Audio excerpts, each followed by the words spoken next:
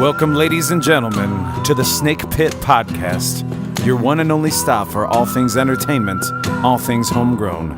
Coming to you out of Toledo, Ohio, I'm your host, Jake Pilewski. You can follow us at jakepilewski.com. That's Pilewski.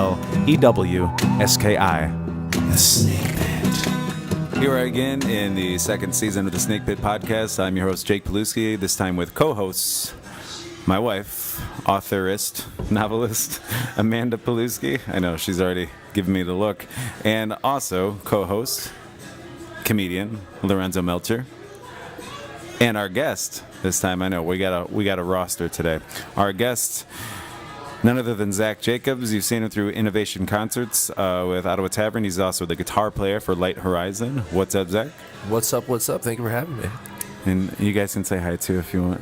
Hi, too, if you want. Hi, I guess. She said what I was going to say. All right. So I was looking forward to have you on here just for the sake of, well, I got to see your band this summer by accident, actually. Amanda and I both when we were at Pride Fest. So that was cool. And I kept saying, I'm like, man, the guy up there, I'm like, there can't be that many people in town with that hair, specifically, who also play guitar, who also are taller than me. I had that hair. Now I lost it. So did my dad. He reminds me all the time. or maybe he found it for you. Yeah, that's what it was. This was on the street one day in a gutter. Good find. Somebody dropped this, but I'll give it a good home. You could have once upon a time said you got it at Savers, but that no longer will be a thing. Oh. Yeah, we're going to get all your VHS tapes now. More importantly, where I'm going to get my wedding suits. Stop. It was just the vest. My mom was so upset. She goes, "That's where I get my books." I'm like, "Mom, you gotta get books somewhere else in Savers." I mean, the library is free. Yeah. I don't know if she has a card. We'll get her one for her birthday. I think those are also free. See, an easy present. There you go. So, Zack, I'm going to hit you with some questions, if you don't mind. No, man. Well, because, I mean, we get you on That's here. why he's here, to answer questions. I thought it was just to talk about squirrel tails. That might be an inside joke at this point. Nobody's about it. Well, as a musician and as somebody who promotes music, well, first and foremost, I mean, this is not part of the first 5 questions, but what exactly is your position at Ottawa Tavern? Because I see you doing just about everything there. Yeah, I mean, we're kind of a small ragtag crew, so it's sort of what needs to be done there. I do. I pretty much have done every job there is to do there except run sound. So I'm 99% of the time I'm the dude that when you walk in the door that says, "Hey, how's it going tonight? Coming for the show? Let me see your ID." So I'm the door guy. I'm there running the shows, working with the bands. Sometimes I'll bartend and just kind of generally manage things around there, supplies, just all the nitty-gritty, not so fun rock and roll stuff of running a bar or any kind of business. I do booking there, and also Frankie's a little bit, and some of the other venues that we have. And mostly my home is pretty much the OT. That's where I'm found almost every single Friday, Saturday, and even on my off days, because I work so much that my family and friends are basically the people I work with. It's kind of sad, but kind of awesome at the same time. I think more of us can understand that sentiment more than you realize. Yeah. Well, I'm sure another part of your position then I assume would be kicking out underage. Yeah. So there hasn't been too much of that, but occasionally it will happen where I will see somebody, and I like our clubs because when you're underage and you come in typically to a bar, they put a big ugly X on your hands. But I'm the guy that's like, man, that's way too negative. Like, it's already setting a negative vibe for the night. I'm going to give this person a smiley face, and they're going to giggle about it, or like their over 21 friends are going to be like, "Oh, you got a smiley face in here." And then it's just like they're way happier about it. And it's pretty easy to still spot an X, smiley face, whatever does the trick.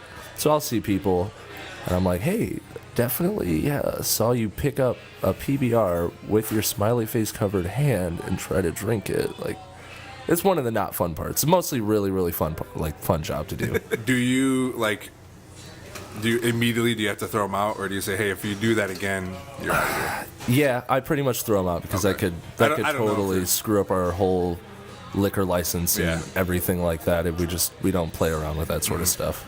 Especially running an all ages venue. Most bars, like the Attic where we're sitting right now, and most bars up and down the street are 21 plus. You have to be 21 to come in. Our shows are a little bit different because they're all ages, so you could be, as long as there's an event going on, you could be. We've had like babies come in the bar, not by themselves. There's not like a baby that's like, oh yeah, I'm gonna go check out Jake Pilewski's set tonight at the OT. I know a couple that would. Yeah. Are we talking actual babies? Actual babies. Oh, That's a big miss demo, Jake.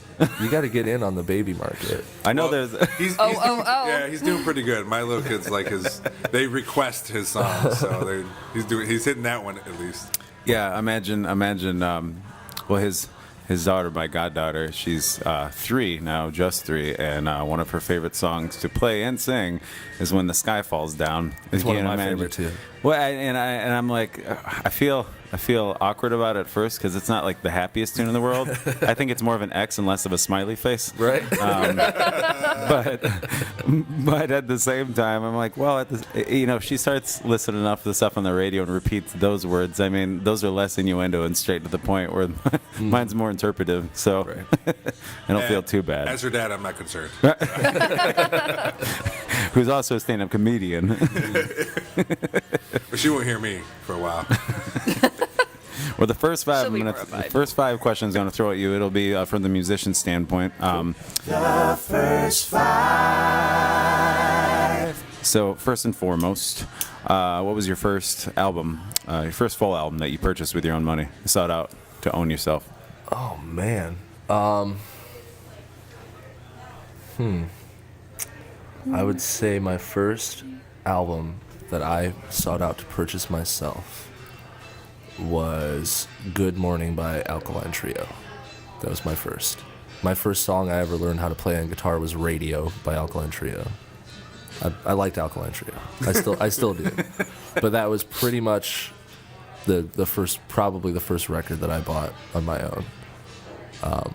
Because I had grown up, my dad was thankfully liked rock and roll, and I grew up on a lot of like Green Day and Van Halen, like David Lee Roth Van Halen, not that Hagar bullshit. Right. But so a lot of Dookie and a lot of You're towing a fine line there with the people. I like Hagar too. I'm just joking. But so I grew up with that, and my mom really liking kind of the similar stuff, and I definitely had a sturdy foundation of rock and roll music, and then I got more into sort of punk stuff on my own. I actually, funny story, you may not know, I started my music career as a white rapper.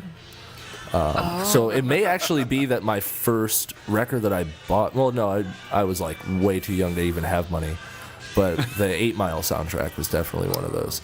Yeah. And I just, no lie, just this morning at work, it popped up on YouTube, and I watched the rap battle at the end. It's so good. It's very holds good. Up. Yes. It really holds up. I've never seen that movie, which is terrible. I feel like an awful person for never seeing that. And I had the first 2 albums, Eminem. We should watch it. That's him, right? I'm just kidding. No,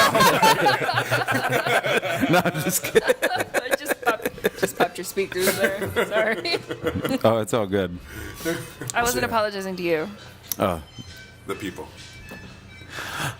well, we can do that in post-production. You're good. So what was your first live concert experience? My first, what I would call a concert that I bought tickets and went to with my friends was when I was 14, I think. 14, yeah. The first Taste of Chaos tour came to Toledo at the old sports arena. Rest in peace. And it was The Used, Census Fail, My Chemical Romance, Killswitch Engage, Seosin. Oh my god, there's so many good bands on that. Under Oath. I almost forgot Under Oath.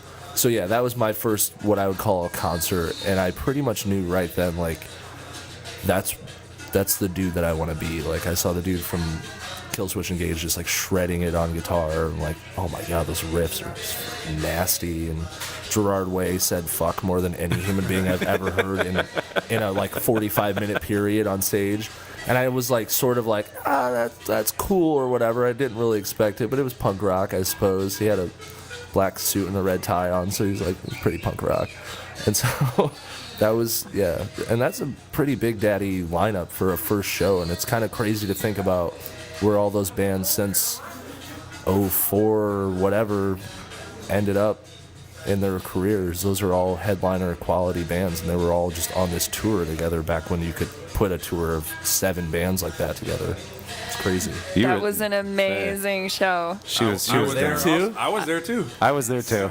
Were we all there? Separately. It smelled like weed so bad in that Yeah, it place. Yeah. It did actually worse the next year, but because the next year I think is when Atreyu and Killswitch were there. I think that was the first show that I went to that I could legally drink, and those sports arena beers were no joke. No. That's when they didn't mess around, man. I think they probably use the same one still at Huntington because. Well, I know. They still do me wrong, but I mean, if you're going to pay $9 for a beer, it better be your one beer of the whole night that you need. So. yeah.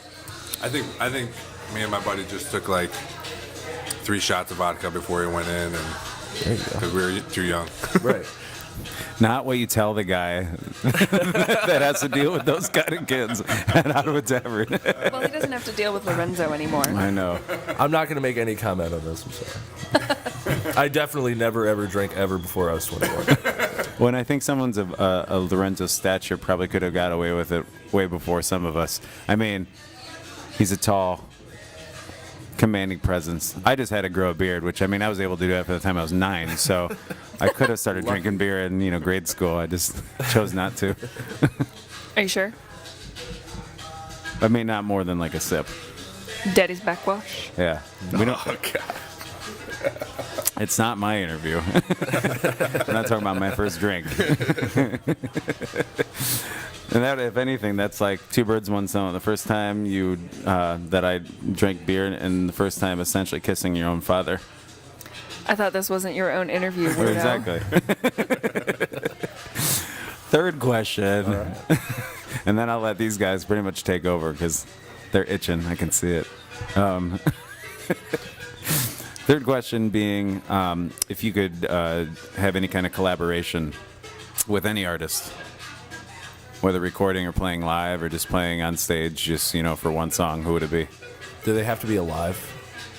No, it can be in any way. Collaborate. I mean, it can be in a studio, or it could be somebody that's dead. I mean, it's yeah. Well, if it doesn't have to be a person that's alive right now, it would definitely be George Harrison. Nice. My all-time favorite Beatle and one of my all-time favorite human beings.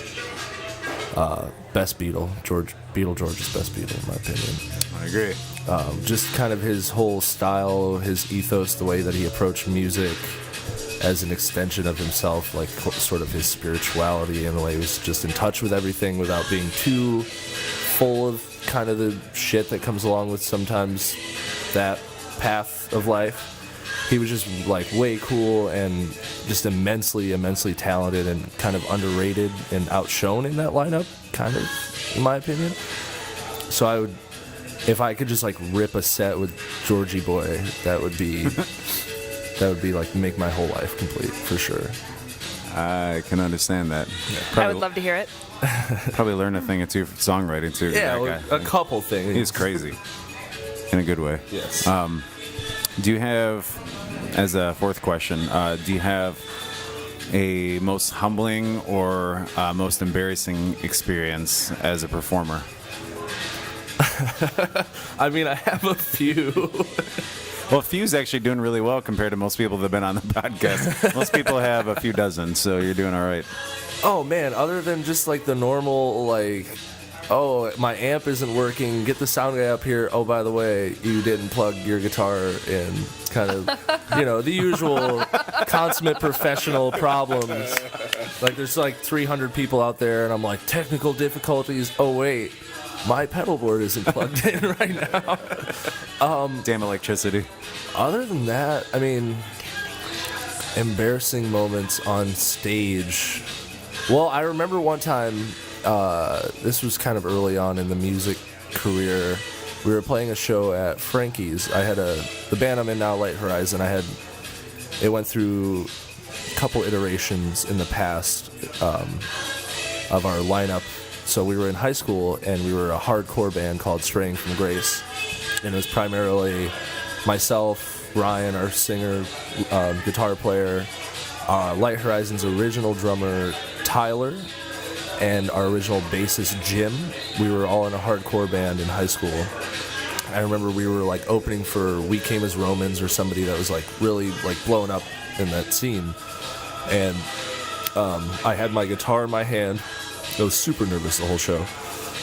And I went to, it was our turn to play, and I went to load on. And I kind of walked through the crowd with my guitar in my hand and my like pedals in my other hand.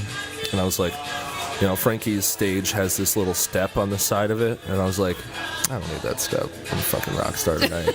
I'm just going to jump right on front of the stage. So I clear a little path. I'm like, hey, you know, like a rock star coming through, obviously. I go to jump onto the stage, and I don't quite make it.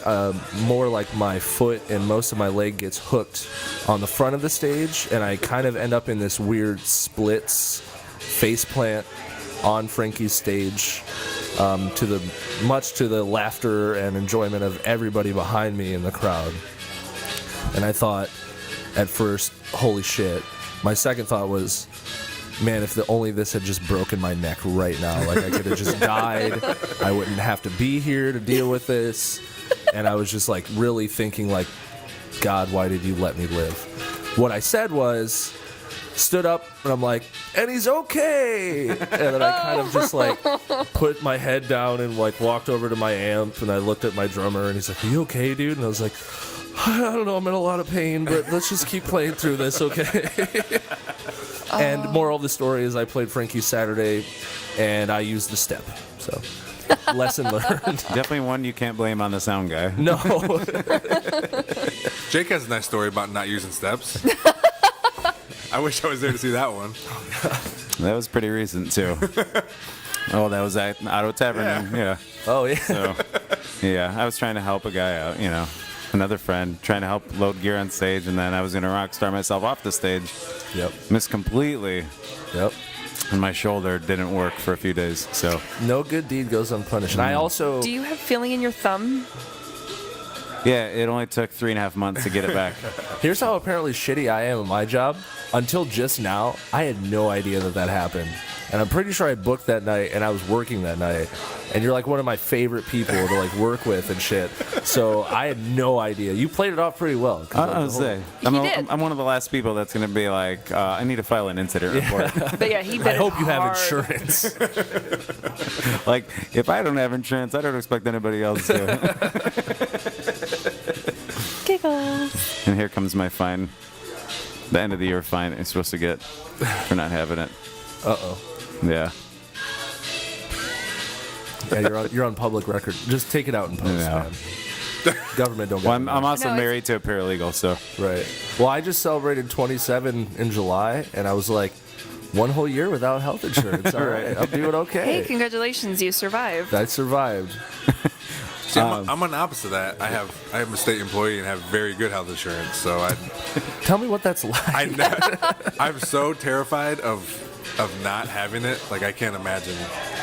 Yeah, it's scary. I'm terrified of getting hurt now. I can't imagine. It's like, well, I got 3 stitches. Well, that's gonna be 14 grand. Yeah. Sorry, you gotta. Like the nature of my job and what I do. Like I'm a pretty chill dude, and I'm like my whole bag is like de-escalate. If there's ever a situation, which since I've been working OT, there's been I think literally 1, maybe 2 fights.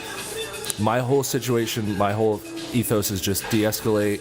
Hey, bud, if you start some shit, this is going to be bad for everybody kind of thing. But the likelihood of me at some point getting, like, jacked in the face by some, like, pissed off biker dude, and I'm not a big guy, like, I can maybe take a punch, but maybe not. You don't want to find out. I should probably be insured. But if it's at work, then that's workers' comp. Workman's comp, yeah. That's why the OT pays Pays for that. The big bucks. The music business.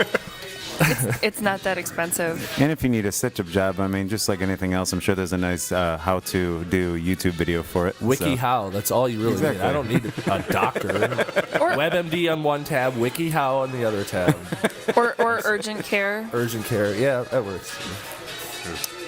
just as effective and a fraction of the cost. That's true. Of conventional healthcare.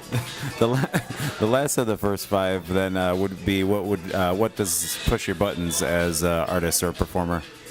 What irks you or motivates you? You can take it either way. Pushes my buttons in a good way and in a bad way. Let's just say either or. I mean, whatever gets you going more. I mean, is it the negative or is it the positive? And if so, what is? I mean, I guess it's probably 50-50. I'll start with the negative because I think the positive is probably a way bigger part of it. The negative, I guess, would be like just when you can tell they're just putting a product out and being so disingenuous about it.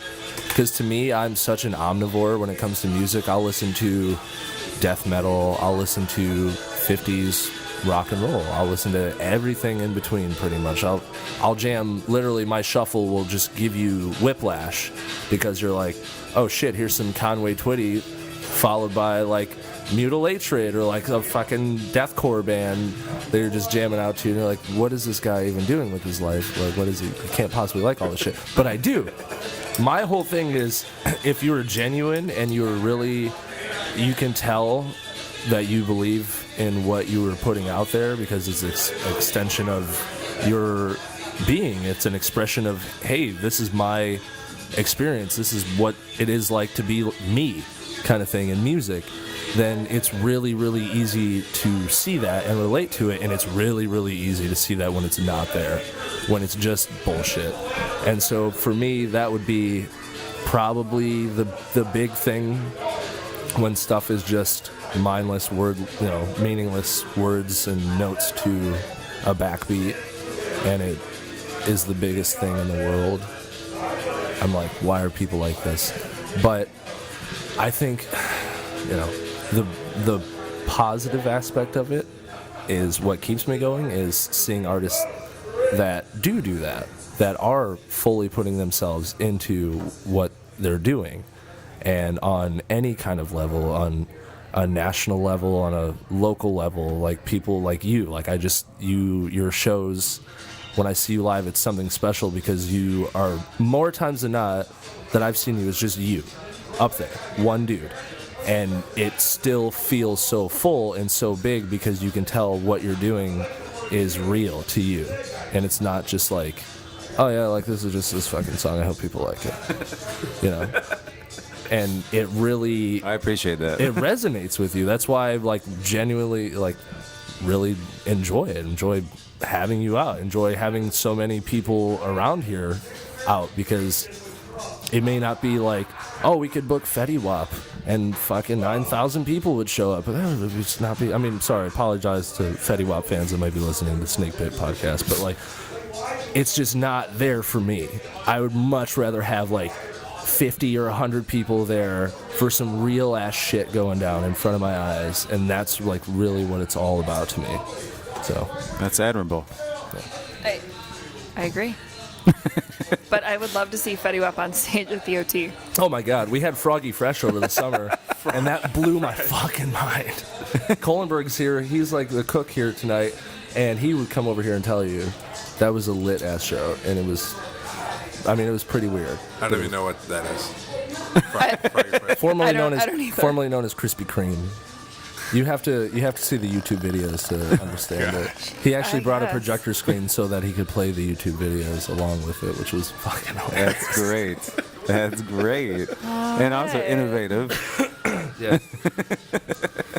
Yeah. Do you guys over at Ottawa Tavern, so I know you've delved into stand-up comedy before. Mm-hmm. You guys still do a lot of that, or is it still just seasonal? Or so we definitely had a really regular open mic comedy night going for a while.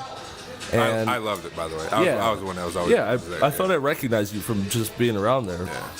And as most things do, it started out really, really good. Mm-hmm. Then it sort of seemed to wane.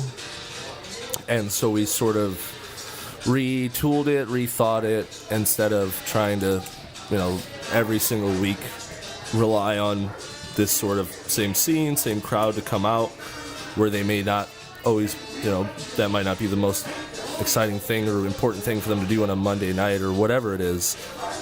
Not that it's not exciting or important, because I've been out there and I've laughed my fucking ass off at these shows. Like, there's so much, as much as there is talented music in Toledo, there's talented comedy, there's it's a hotbed for talent, this city. People write it off and it pisses me off, but that's a whole other thing. But we are sort of retooling it to be more event-based. Hey, we have, working with Keith Bergman, who's the guy that was hosting it, we've got this amazing touring act coming through.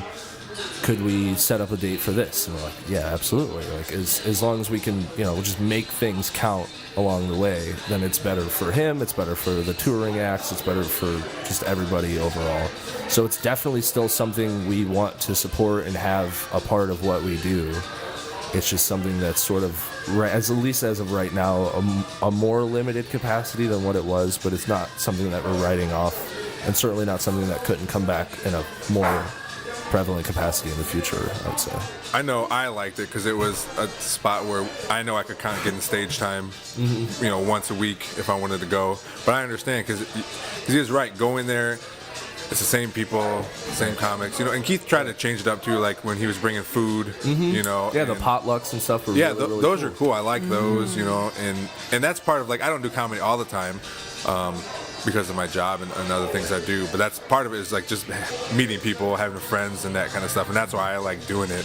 But I know, speaking to Keith about it, it is hard for him, since he was the host, just to be there every week to do it, right. And it can take a strain just having to focus on it. Yeah, because you weigh that against the everyday realities of life. Like, Keith is a dude that I'm pretty sure married, kids, day job, all that stuff, and like, it gets to be a labor. It's already a labor of love, and it gets really, really hard to keep doing it week after week after week after week.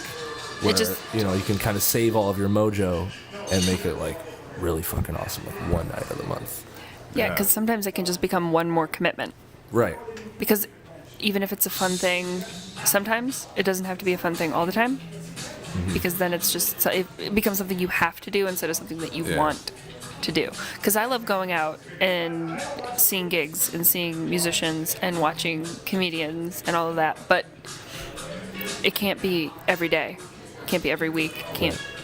It's not sustainable in anybody's life. And everybody's got stuff going on. And there is fans that can do that, but that's a total small audience where you can't cater to them, because that doesn't really, there's such a minuscule amount of people that would do that. Well, it's just like a lot of the open mic nights with music. You can, even if, well, first and foremost, same kind of thing. You have one host that can wear and tear on them, but more importantly, a lot of it is musicians, just with like the comic thing. A lot of it is the comedians, and maybe their significant others or their friends. And it's tough to try to get them out weekly to do that, because that ends up being the same musicians or the same comedians, and it's tough. Especially knowing there probably are more comedians and there are more musicians that could partake in that, but maybe don't realize that, hey, this is just as important part of honing your craft than anything. And not as many people realize that. You do, even being a part-time comedian, which is great because you have more experience probably as a part-time comedian than some full-time comedians do, because of you're willing to, do those kind of nights. It's just... Well, and I know, too, some people having it weekly take it for granted. Like, I don't need to go this week. I don't need to go next week. It'll be there always, once a week. But if it's limited, like you said, it is a special thing. Yeah. Like, oh yeah, I got to hit it today, or there's a show I got to see because they don't have it very often. It makes people want to come out. Absolutely does. So, aside from Ottawa Tavern, before I let you go, I do have a couple of questions to fire at you. First of all, Light Horizon, your band, how long you guys been together? As Light Horizon, we went through kind of many forms. We originally started in 2014, 2013 time, as just myself and Ryan, the singer, my best friend, like since first grade. We learned how to play guitar together, everything. We were always in the same bands together coming up. And then for maybe a few years after the high school hardcore band thing didn't really pan out, we weren't doing anything. And we were still friends, still hanging out and everything. And eventually we were like, hey, like, we both still know how to play guitar. Why don't we just, like, do this? And so it started as an acoustic duo. You've heard us at Pride. It doesn't sound like an acoustic duo, but most of those songs that you heard were written, me and Ryan, in his apartment in BG at the time, on acoustic guitars. About 3 or 4 years ago. And it sort of evolved from there. And it's become, through members here and there coming and going, and everything. So it's been a few years. Probably 4 years. Where can people find your music? Because I know you guys have recorded. So where can people check it out? So we have our old record is on Spotify. We have like a Pandora radio station. It's on iTunes. It's on Bandcamp, lighthorizon.bandcamp.com. We have a new record that we recorded that's going to be coming out soon. We're done tracking. We just got to get the mixing and mastering and everything finished. And, at a show, if you want to come up to us, we're like, hey. I dig. And you guys play, I know I've seen Ottawa Tavern and also Boonies. Yeah, we played Boonies once. And we play Frankie's kind of here and there, too. And as much other stuff as we can get into. But locally, that's typically where we're going to be at. Nice. Well, before we let you go, do you guys have anything else you want to ask him before we get into the final question? I just want to say I don't get out much, but I do enjoy the Ottawa Tavern. I like it there when I go there. I've gone to see him there. Like I said, I performed there. We went to see Brad Wenzel. My wife and I went when he was there. Yeah. So I really like that place. So it's a nice place. Thank you. Me too. Remind me not to order the vegan pizza next time. Oh, God. Which is a great asset they've added now. Pizza Cat, or is it Pizza Kitten? I mean, Pizza Kitten. Yeah. That's little good. Pizza kitties. I ordered like a full-on vegan pizza because I had already been drinking. Yeah, okay. And I didn't know what I was doing. but that's the problem right there. It had a cool name. We were talking about that, and we were wondering, how, when you're drunk, do you order vegan? Most people get the most horrible food for Salty, you. meaty. Yeah, like Andrew and I got the 3-meat pizza with all kinds of pig on it, and you get when you're drunk, you order vegan food. And she's not vegan, mind you. I mean, it'd be different if you're vegan, because clearly that's what you're going to go Drunk for. you is way more health conscious. Drunk me has her moments. I think it had like a fun name, and I just wanted to order by the name, but now I can't remember it because there's no menus online. So I have no idea. Yeah, I need to talk to them about that. I tried Saturday to find a menu, and I was like, where the fuck? They need to be online. I work there. When you go to it work, out. just post it. Just take a couple pictures and post it. They just came out with a all new we menu need. like Friday, so we should probably post that. Yeah. If they don't, I'll just do it.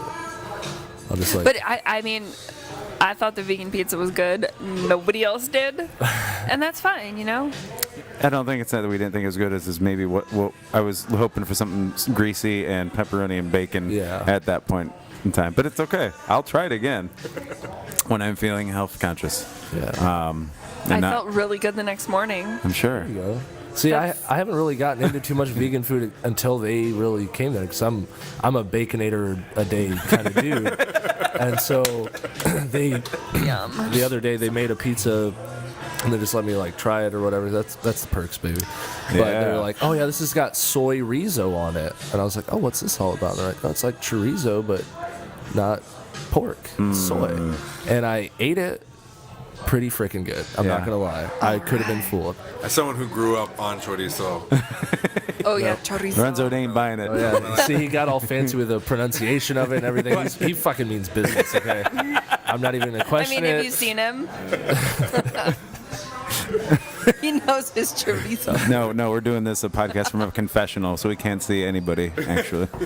Oh, wait, I do have I forgot. I had a funny story about the formation of Light Horizon. So Okay, that's allowed. when me and Ryan and I, were just starting the band in BG, because that's where he was living. We're all from like the country towns around Toledo. But he was living in BG with his girlfriend at the time. We, for the life of us, couldn't find a bass player or a drummer to save our lives. We tried Facebook, we tried Craigslist. That was weird. So that was just like weirdos. So we literally resorted to, one day we walked down to the pharmacy and got poster board and markers. Went back to his apartment and stenciled out these beautifully made poster board signs that said, drummer wanted, phone number. Bassist wanted, phone number. We stood out on Wooster and Main Street. And it was probably this time of year, probably a little bit later. It was winter with signs just praying to God that somebody that went to school there, or somebody that was just partying with a dude that went to school there, or some townie drove by that was like, oh yeah, man, I can rip some bass. Let me check you out. And we had people throw change at us because they thought we were homeless.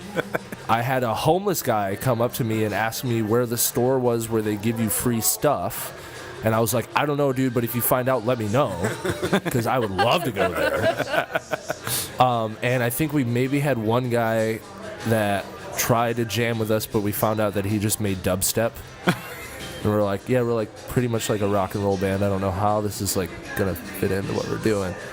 But that just sort of was we were just that desperate to find anybody. And then when we finally found people, it was okay, these were pretty much the people that we jammed with before, and now they moved back from San Diego or whatever shit, so it just kind of worked out. But it was still really a funny memory in my mind of standing out there on multiple nights with almost zero luck and several drunk frat bros being hey bro, what's up? But yeah, man, so if any kids out there are hoping to join a band, start a band, and you can't find anybody, maybe do or don't, probably don't, make poster boards and stand on the corner of Wooster and South College and BG right in front of the university in December, 20 degrees, and pray that somebody will see you, because they won't. And you probably should just find a better idea. Yeah, I mean, stay warm and use Tinder. I mean, by all means. That's if we had known. This was kind of pre-Tinder. I actually want to make a Tinder for bands. It's funny that you say that. I literally have had this app idea that's Tinder. I might be giving away my $1 billion idea right now. Tinder for bands. Just think about it. What would you call it? I don't know. Bander? Jammer? Bander? Jam on? Jam on? Oh, I kind of like that. Or rocker, but no E's. You can't have an E. It's got to be spelled wrong. Oh, of course. Yeah. It makes it cool. They're oh, this is pretty hip. They don't spell shit right. So it'd be nobody steal the idea. He's already filling out the patent paperwork. Yep, I'm writing it on a napkin right now, which is legal contract. I looked it up. Yes. On my other app. Paralegal, is it? It's my other app for finding good lawyers. Call me. Lawyer with no E. Call me. We'll help you. There we go. Just as long as Disney doesn't try to do it, because then it doesn't matter what lawyer you have. Anyway, Zach Jacobs, thanks for being on here. Appreciate having you being on here, Snake Pit Podcast. Thank you for having me. This was really fun. Represent Light Horizon, of course. Check him out. Also, come see him at the Ottawa Tavern or Frankie's, whether he's working on stage or off stage. Thanks for being here, brother. Thank you. Thank you. I like your sweater. You can follow us at jakepilewski.com. That's Pilewski. The Snake